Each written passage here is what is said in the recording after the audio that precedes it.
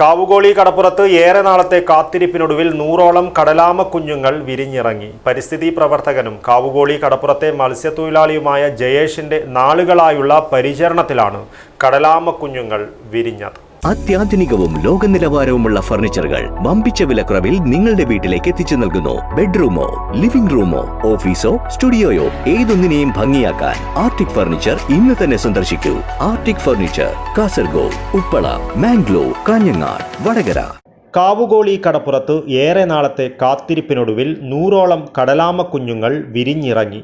പരിസ്ഥിതി പ്രവർത്തകനും കാവുകോളി കടപ്പുറത്തെ മത്സ്യത്തൊഴിലാളിയുമായ ജയേഷ് ബിയുടെ നാളുകളായുള്ള പരിചരണത്തിലാണ് കടലാമ കുഞ്ഞുങ്ങൾ വിരിഞ്ഞിറങ്ങിയത്. വർഷങ്ങളായി ഈ സൽക്കർമ്മം ചെയ്തുവരുന്ന ജയേഷിൻ്റെയും സുഹൃത്തുക്കളുടെയും സ്നേഹച്ചൂടിൽ വിരിഞ്ഞ് കടലിലേക്ക് മടങ്ങിയ കടലാമ കുഞ്ഞുങ്ങൾ നിരവധിയാണ്.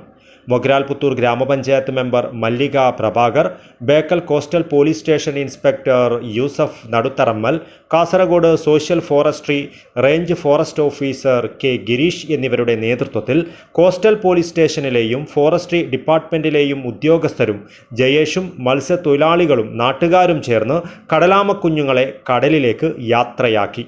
സമീപത്ത് തന്നെ വേദപ്രകാശ് കെ, ശിവൻ ആർ എന്നിവർ പരിപാലിച്ചു വന്നിരുന്ന 400ഓളം മുട്ടകൾ വിരിയുവാൻ ബാക്കിയുണ്ട്.